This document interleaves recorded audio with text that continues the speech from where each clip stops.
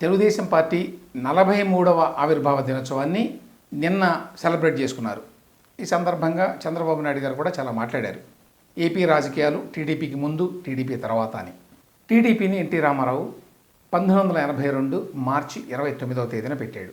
అంటే నిన్నటికి 42 సంవత్సరాలైంది. 43వ సంవత్సరంలోకి ప్రవేశిస్తోంది. ఒక ప్రాంతీయ పార్టీ 42 సంవత్సరాలు మనుగడ సాధించడం అంటే సామాన్యమైన విషయం కాదు. నిజానికి టీడీపీ పెట్టిన తర్వాత ఆ పార్టీకి పోటీగా చాలా పార్టీలు వచ్చినాయి. టీడీపీ నుంచే చీలికపడి కొన్ని పార్టీలు ఏర్పడినాయి, మరికొన్ని ఇండిపెండెంట్గా కూడా ఏర్పడినాయి తెలుగు రాష్ట్రాల్లో లేక ఉమ్మడి ఆంధ్రప్రదేశ్లో. బహుశా చాలామందికి తెలిసి ఉండదు. ఒకవేళ బతికుంటే ఎన్టీ రామారావు గారే తన సొంత తెలుగుదేశం పార్టీని పెట్టేవారు. అంతకుముందే ఆయన చనిపోయారు 1996 జనవరి 18వ తేదీన. ఆ తర్వాత లక్ష్మీ పార్వతి పెట్టింది. ఆ పార్టీ పేరు ఎన్టీఆర్ టీడీపీ. ఈ పార్టీని పెట్టింది ఎప్పుడు 1996లోనే, ఎన్టీఆర్ చనిపోయిన తర్వాత. ఆ పార్టీ ఒక 2 ఎలక్షన్ల తర్వాత కనుమరుగైపోయింది. ఆ తర్వాత ఎన్టీ రామారావు కొడుకు హరికృష్ణ గారు ఒక పార్టీ పెట్టాడు. చంద్రబాబు నాయుడు గారి మీద కోపం వచ్చి బయటికి వెళ్ళిపోయి పెట్టిన పార్టీ పేరు అన్న తెలుగుదేశం. ఈ పార్టీని 1999లో పెట్టారు. ఆ పార్టీలో అప్పట్లో దగ్గుబాటి వెంకటేశ్వరరావు గారు కూడా చేరారు. ఆ పార్టీ కూడా ఒక్క ఎన్నికల్లో మాత్రమే పోటీ చేసింది. Harikrishna himself last in Gudivada. ఆ తర్వాత ఆ పార్టీని ఫోల్డప్ చేశారు. తెలుగుదేశం పార్టీని చూసి ఇన్స్పైర్ అయ్యి కొంతమంది ప్రాంతీయ పార్టీలు పెట్టారు ఆ తర్వాత. అందులో చెప్పుకోదగిన పార్టీ ఆంధ్రనాడు పార్టీ. దీన్ని 1997లోనే పెట్టారు మాజీ ఐపీఎస్ అధికారి ఎంవి భాస్కరరావు గారు. అయితే ఆ తర్వాత ఆ పార్టీ పెద్ద ప్రభావం ఏమీ చూపలేదు. ఎంతో కొంత ప్రభావం చూపిన పార్టీ చిరంజీవి పెట్టిన ప్రజారాజ్యం పార్టీ. ఆ పార్టీని 2008లో పెట్టారు. ఆ తర్వాత 2-3 ఇయర్స్కే ఆ పార్టీని కాంగ్రెస్ పార్టీలో మెర్జ్ చేసిన విషయం తెలుసు అందరికీ. తెలంగాణలో కూడా తెలుగుదేశం పార్టీ నుంచి బయటికి వెళ్ళి పార్టీ పెట్టారు. దేవేంద్ర గౌడ్ గారు ఆ పార్టీ పెట్టింది. ఆ పార్టీ పేరు నవ తెలంగాణ. ఆ పార్టీని 2008లో పెట్టారు. అయితే ఆ తర్వాత ఆయన 2009లో చిరంజీవి ప్రజారాజ్యం పార్టీలో తన పార్టీని మెర్జ్ చేశారు. తెలుగుదేశం పార్టీలో ఉండి అసమ్మతితో బయటికి వెళ్ళి పార్టీ పెట్టిన వాళ్ళలో కేసీఆర్ గారు ఒకరు. కేసీఆర్ అంతకుముందు టీడీపీలో మంత్రిగా, డిప్యూటీ స్పీకర్గా పనిచేశారు. ఆయన బయటికి వెళ్ళిన తర్వాత 2001లో తెలంగాణ రాష్ట్ర సమితి పార్టీని పెట్టారు. ఆ పార్టీ మాత్రం తెలంగాణలో నిలదొక్కుంది. ఆ పార్టీ పెట్టి ఇప్పటికీ దాదాపుగా 24 ఏళ్ళు అవుతోంది. ప్రాంతీయ పార్టీల చరిత్రలో అందుకే టీఆర్ఎస్ కూడా ఒక అధ్యాయం ఉంటుంది. మధ్యలో లోక్సత్తా పార్టీ కూడా వచ్చింది. అది 2006లో వచ్చింది. ఆ పార్టీ ఇప్పటికీ ఉన్నది నామక. ప్రజారాజ్యం పార్టీ, లోక్సత్తా పార్టీ రెండూ కూడా 2009 ఎన్నికల మీద బాగా ప్రభావం చూపినాయి. ఇన్ఫ్యాక్ట్ 2009 ఎన్నికల్లో తెలుగుదేశం పార్టీ ఓడిపోవడానికి, రాజశేఖర రెడ్డి గారు రెండోసారి గెలవడానికి ఈ 2 పార్టీలు దోహదం చేసినాయి. ప్రజారాజ్యం పార్టీ, లోక్సత్తా పార్టీ అని చెప్పి చాలామంది అభిప్రాయం. కేఏ పాల్ గారు కూడా ఒక పార్టీ పెట్టారు. ఆ పార్టీ పేరు ప్రజాశాంతి పార్టీ. అది ఇప్పటికే ఉంది.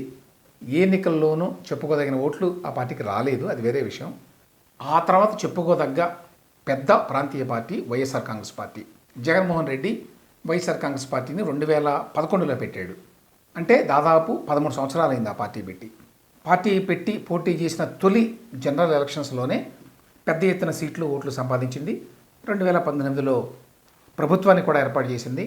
2024 ఎన్నికల్లో ఓడిపోయి ఇవాళ కొన్ని సవాళ్ళను ఎదుర్కొంటోంది. అయినప్పటికీ వైఎస్ఆర్ కాంగ్రెస్ పార్టీ ఇప్పటికీ ఒక మేజర్ రీజనల్ పొలిటికల్ పార్టీగా ఉన్నది.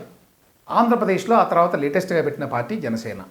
అనేక ఒడుదుడుకుల మధ్య మరి 11 సంవత్సరాల పాటు ఆ పార్టీ కూడా నిలబడింది. ఇవాళ అధికారంలో భాగస్వామిగా కూడా ఉంది.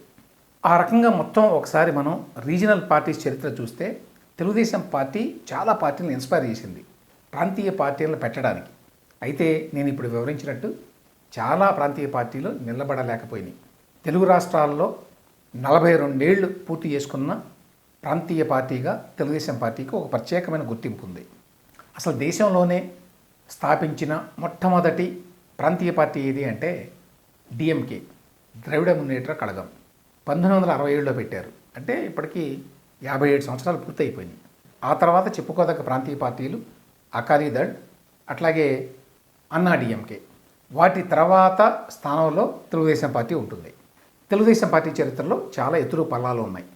అయితే ఆ పార్టీ సిగ్నిఫికెంట్ ఛాలెంజెస్ని ఎదుర్కొంది మాత్రం 2004 నుంచి 2014 వరకు. అంటే దాదాపు 10 సంవత్సరాల పాటు అధికారంలో లేదు. వరుసగా 2 టర్మ్స్ కనుక ఒక ప్రాంతీయ పార్టీ ఓడిపోతే అప్పుడు ఆ పార్టీని సస్టైన్ చేయడం చాలా కష్టం. ఆ రకమైన ఛాలెంజ్ ఇంతవరకు వైఎస్ఆర్ కాంగ్రెస్ పార్టీకి కూడా ఎదురుకాల. ఫర్ ఎగ్జాంపుల్, ఒకసారి ఓడిపోయారు 2024లో, రెండోసారి కూడా ఓడిపోతే ఆ పార్టీని నిలబెట్టగలరా లేదా అనేది క్వశ్చన్. వరుసగా రెండుసార్లు ఓడిపోయినా నిలబెట్టగలిగితే అప్పుడు ఆ పార్టీకి ఎంతో కొంత భవిష్యత్తు ఉండేటువంటి అవకాశం ఉంటుంది. 2004 నుంచి 2014 వరకు అనేక కష్ట నష్టాల మధ్య, అందులోనూ తెలంగాణ ఉద్యమం లాంటి ఒక డిజరప్టివ్ ఉద్యమం వచ్చిన తర్వాత కూడా తెలుగుదేశం పార్టీ నిలబడగలిగింది. Even though it has been truncated, అంటే దాని అధికారం ఆంధ్రప్రదేశ్కే పరిమితమైంది, తెలంగాణ కోల్పోయింది, అది కూడా గుర్తించాలి. అయినా కూడా అనేక కష్ట నష్టాల మధ్య ఈ పార్టీని చంద్రబాబు నాయుడు గారు లీడ్ చేశాడు అనేది కూడా ఒక అచీవ్మెంట్గా గుర్తించాలి. అయితే ఎన్టీ రామారావు పాన్ తెలుగు పార్టీగా దీన్ని పెట్టారు. అంటే తెలంగాణ ఆంధ్రప్రదేశ్ రెండింటిలోనూ ఈ పార్టీ ఉండాలి. ఇవాళ తెలంగాణలో తెలుగుదేశం పార్టీ నామమాత్రంగానే ఉంది. అంతవరకు మాత్రం చంద్రబాబు నాయుడు గారి నాయకత్వ లేమి అని చెప్పి అనుకోవాలి. తెలుగుదేశం పార్టీని ఏపీలో గట్టెక్కించింది ఆయనే, తెలంగాణలో ఆ పార్టీని నామమాత్రంగా చేసింది ఆయనే. సో ఉగాది పచ్చడిలాగానే తెలుగుదేశం పార్టీ చరిత్రలో తీపి చేదు రెండూ ఉన్నాయి.